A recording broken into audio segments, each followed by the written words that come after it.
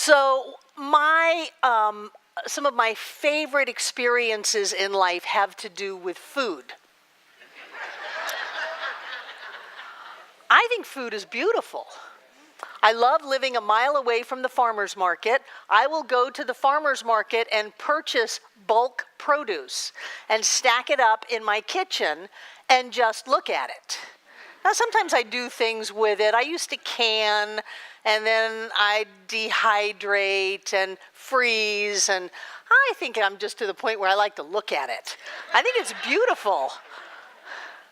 And sometimes I'll just, because we're only a mile away from the Western North Carolina Farmers Market, sometimes I'll just drive through on my way home and look at the stacks of food. And this time of year, the farmers market is full.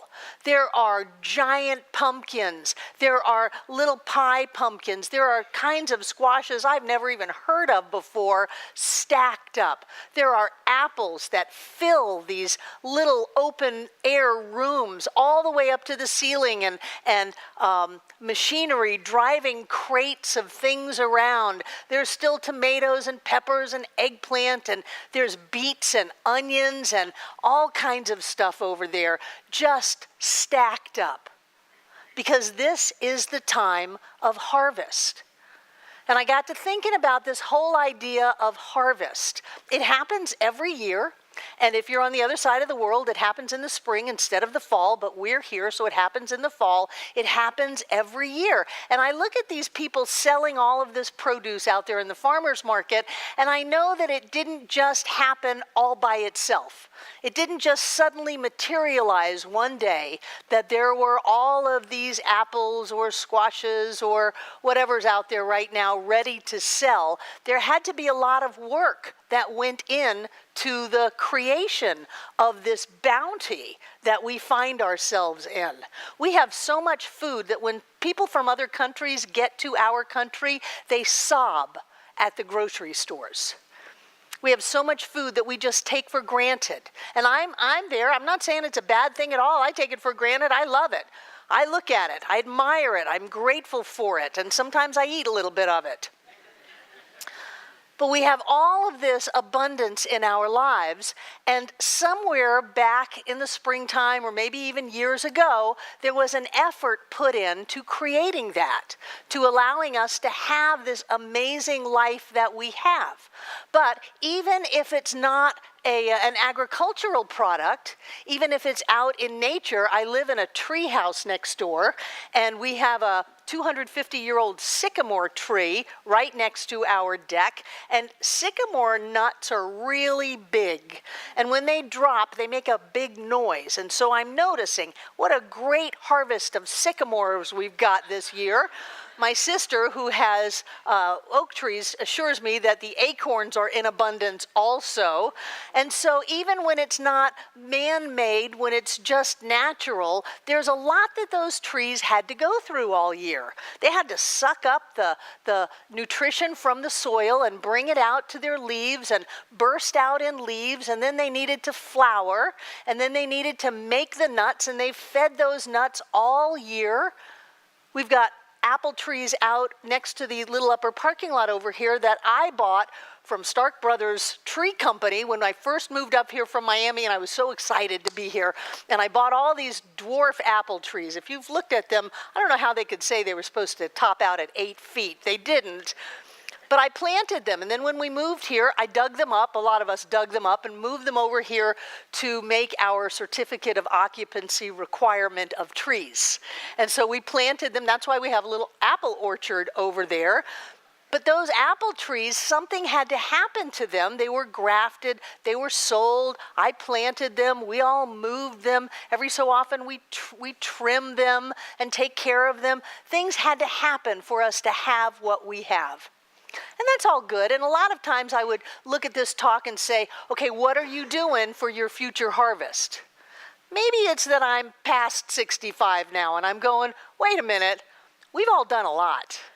We've all already done a lot. Now it's time to live in our harvest.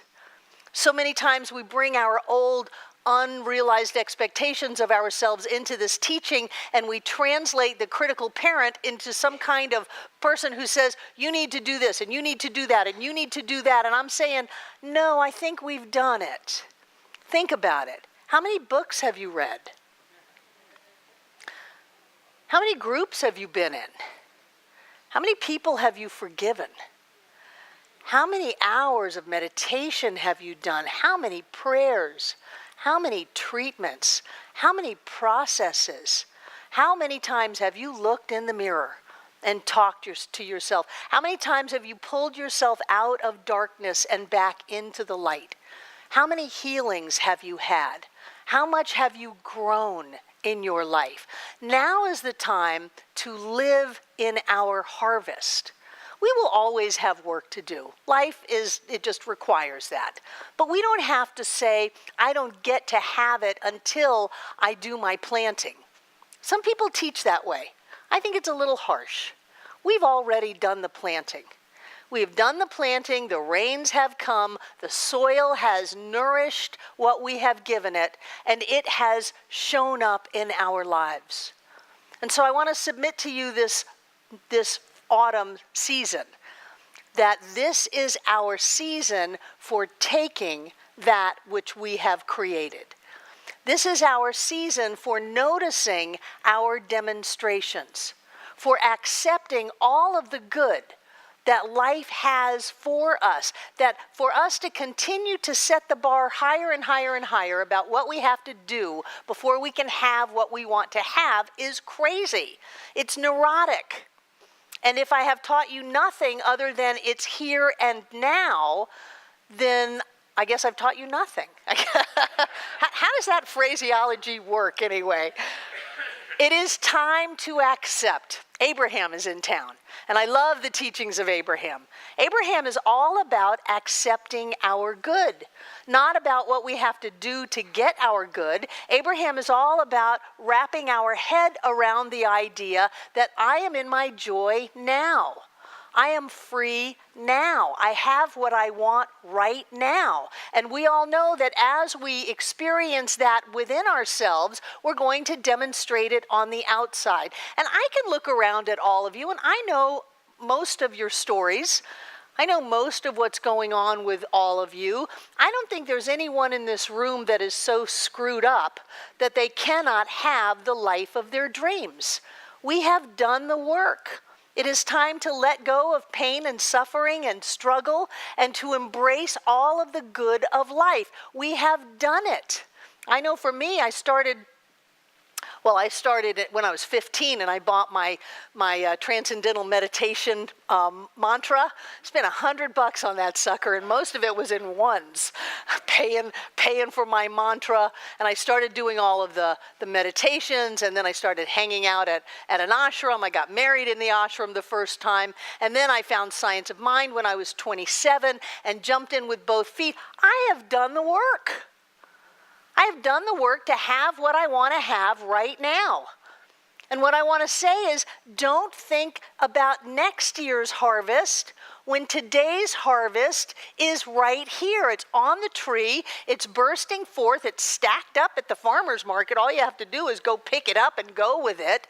Don't wait until next year's harvest to think that you've got more to do. You know it. You've experienced it. You've jumped off a 35-foot building and rappelled down. You've done it. You too, Robert. I hear you went down that building too. Did you, Roxanne? No. Robert and Darcy went down that building. We have done it. It's time to accept the good that is ours. And when I am in this, and probably my affinity for food, other than I do truly think it's beautiful, is the fact that I didn't always have an abundance of food in my life, and so I appreciate having food around me. One of the things that I do is I appreciate what's here. And I think that that's one of the tricks to taking what we have already created, is the gratitude aspect, the appreciation aspect. To be able to say, I really enjoy this. and I'm going to enjoy it. I love being able to come to this center. I love being able to live in Asheville, North Carolina. How many people around the world covet living in Asheville, North Carolina? They want to live in Asheville, North Carolina, and we get to live here. And I know a lot of people did a lot to get here. Some of you live in Greenville. Greenville's okay.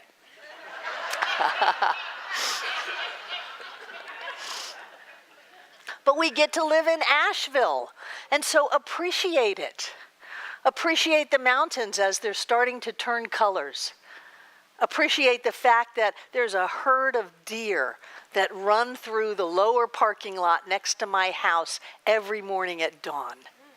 Isn't that cool? I wish they would eat the fallen apples. They don't seem to like the apples. Appreciate where you are. Appreciate the people that you're in relationship with. You know who you have hung out with in the past. You're doing better.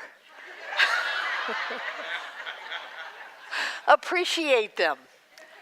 Appreciate what you've accomplished in life. Be grateful for that. Appreciate how strong you are.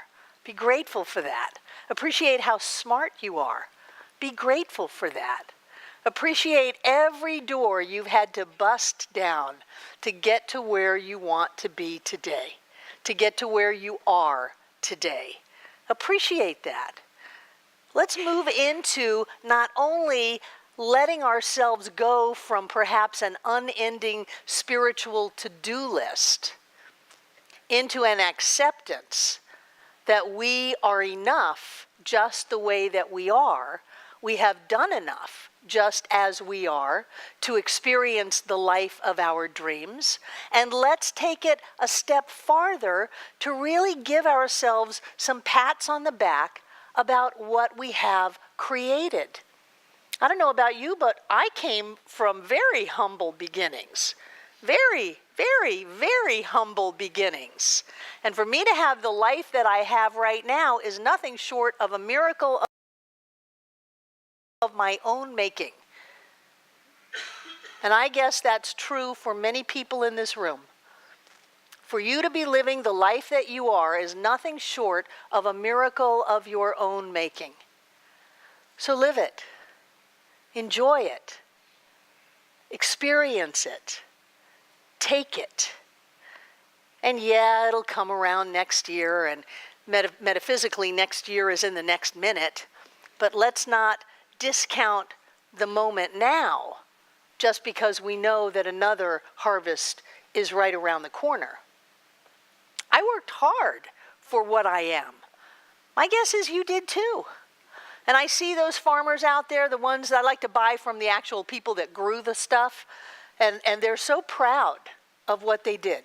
They're so proud of their harvest. They're so proud of the fact that they created a beautiful crop of whatever it is they created. That's what they do. That's who they are. They're farmers. Well, we're farmers. We create our life. Every experience in our lives is our harvest. So the ones that you're really enjoying, live in that. The ones not so much, think about planting some different crops. You know, it's not unusual that a crop doesn't come forward like you thought it would. Maybe you get a bunch of thistles, a bunch of weeds. So do something different. But the ones that really shine, the ones that make you proud, the ones that have you hold your head up high, be grateful for those, acknowledge those, accept those in your lives. So many times we're so busy racing down the road to take the next thing, to be part of the next thing, to do something that is supposed to open us up, make us prosper, have us be happy and whole, that we forget and we miss the fact that we already are there. We are the next thing. You people are the light bearers on planet Earth. You are the next thing. You don't have to go find it. You already are it. And look at what you've done. You created this center. You created a structure that touches 12,000 people a month right now. It takes my breath away. It humbles me beyond my previous awareness. The fact that Mary Love can go to a leadership council meeting and bump into someone whose mother's been in this teaching forever, and is going blind and just wants to hear the words of Ernest Holmes. There are no accidents. There are no coincidences in the world. We are all in our perfect and right place doing exactly what we're supposed to be doing. And so she says, check out our website. The whole original Science of Mind textbook is there in Barbara Waterhouse's voice. 10 hours of recording, as well as Wallace Wattles and Charles Hannell and Ernest Holmes' early books, all the ones that I could get a hold of still in public domain. You get to be a part of that. We're not just airy-fairy pie-in-the-sky stuff. This isn't just meditate your way to happiness. I mean, please, meditate your way to happiness, but this is real live stuff. We get to come to this center. We get to be clued in about things that actually will make our lives better and better and better. And sometimes it's a little tricky because we do so much want our lives to get better and better and better that we begin to see ourselves as lacking in the consciousness to have the better and better life. And I want to caution you about that, because as soon as you feel like you're lacking anything, then you create lack and limitation in your life. And I look at each and every one of you and I see that you have more than enough. You have more than enough consciousness, you have more than enough experience, you have more than enough time that you've put in to self-growth, to therapy, to physical experiences, whatever it is that you're doing to make yourself better and better, you've already done enough to have the life that you want to have. There's nothing wrong with you. There's nothing lacking in any of you. You've never done anything wrong. You've never made a mistake. You're always doing exactly what you need to do. And we took that and we shine. We take that and we stand up on top of that hill and let our light shine. And I think that we do that by noticing what we've done, noticing who we are, and noticing what we already have. You know, you can look at what you don't have until all you have is what you don't have. You can look at what you have and find that your life is full and blessed. I think it's a miracle that we get to live this life. I know that some of us fought tooth and nail to get here. I don't know of anyone that was born with a silver spoon in their mouth. I don't know of anyone that was born without having to overcome certain things in their life. And now look at us. Look at where we are. Look at who we are. When we do that, then all of the things that we have already created in consciousness show up. It's kind of like we've got a spiritual bank account. And every time we didn't jump into anger or hate or blame or victimization or any of those things, every time we didn't do that, every time we pulled ourselves back, and we said, no, I know who I am. No one can hurt me. I am in charge of my life. I know who I am. I am spirit made manifest as me. I can do anything. We get a deposit in our spiritual bank account. Chick-ching, chick-ching. Every time we forgive somebody, because some people are just not there yet. But every time we let them go, we let ourselves go. Chick-ching. Every time we do our meditation, chick-ching. Every time we do a spiritual mind treatment, chick-ching. Every time we see a practitioner, chick-ching. Every time we get a hold of our thought process and steer our lives in the direction that we want to go, chick-ching. And so at what point do you stop making deposits all the time and start making a withdrawal? You got the big ATM with a GOD on it. Start making some withdrawals. Well, I really want to go on a trip to the beach. I want to go to Tahiti. I want to go to Maui. I want to go climb Machu Picchu. I want to go to the next Joe Dispenza group in Cancun. I want to do this. I want to buy a new car. Blah, blah, blah, blah, blah, blah. Whatever. You've got what it takes. You've already got it deposited in your spiritual bank account because you've got the consciousness to have it. It's already here, although it may not have manifested in time and space yet.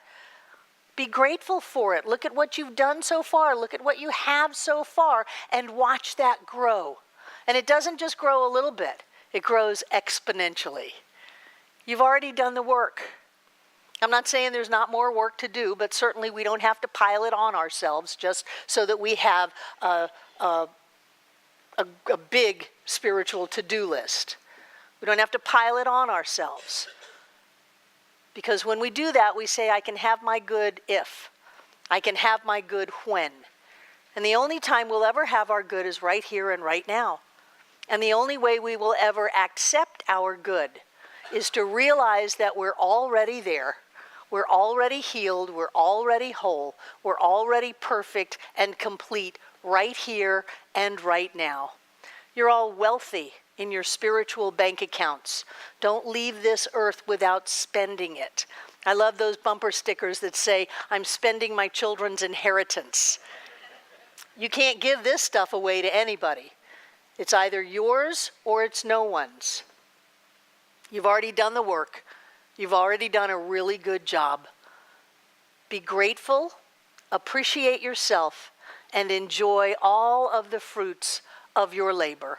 Every minute of every day, be one of those people who are living in the harvest. And so it is.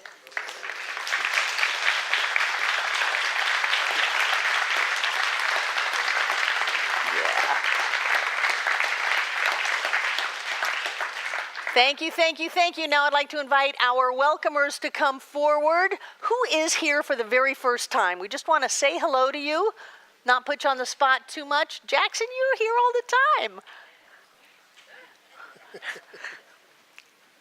Is it that you're in the room for the first time? Okay, Jackson's actually not in the kids, but here for the first time. I'm so glad to see you again, Jackson. I missed you when you were gone. Yay. Who else is here for the first time? Welcome, welcome, welcome. What are your names? Sarah and Troy. Welcome to Center for Spiritual Living Asheville. Who's back there? Welcome, Joshua. I'm delighted that you're here. And then we have the Greenville contingency here. Names, just rattle them off. Jim, Patrick, Marcia, and Sandrine. Okay, wonderful. Welcome, welcome, welcome. Who else is here? Who are you? Welcome, Carol, to Center for Spiritual Living Asheville. I think this is the best center in the world, although I just gave the Greenville contingency Marcia McLean's number. She is starting a center in Greenville.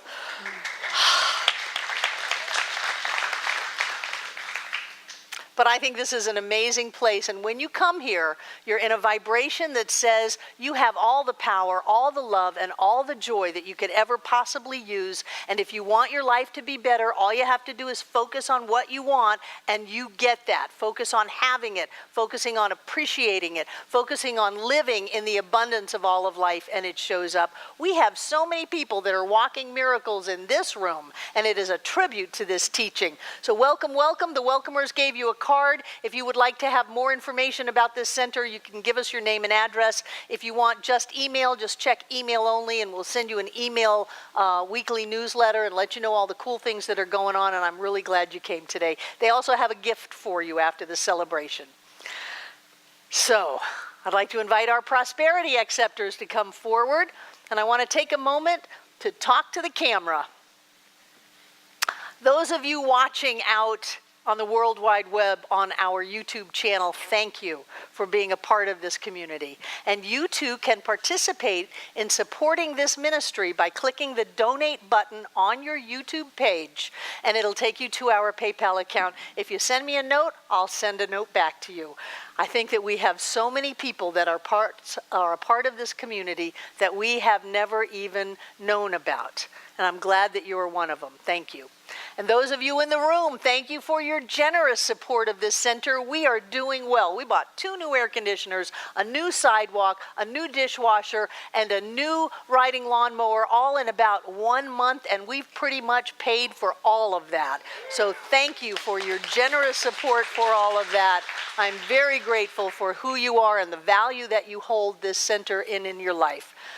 And what I like to do is open up my hand, put my gift on it, and cover it with the other hand. Those of you who don't have something in your hand because your bank sends in your check or you do it on PayPal, know that energy is energy and giving is giving. And I bring that close to my heart and know that God is the source of all all supply, all love, all healing, all joy, all expansion, and that money is God in action. And so we open up to the flow of money in our lives, knowing that we deserve to have money. We spend money in love and clarity, knowing that it goes out into the world to touch and bless everyone, and knowing that it comes back into our lives in an eternal circle of giving and receiving. We give from the best of us. We give from the fullness of us, knowing that each one of us comes together this day to make this Center for Spiritual Living Asheville all that it was ever meant to be. It is a place of peace, a beacon of light, a tower of strength, and a fountain of wisdom that touches all who call it home. And we'll repeat our investment affirmation together aloud. I freely and joyously give from the abundance of mindfulness of my overflowing wealth, knowing my gift goes with love as it touches and blesses the world. And so it is.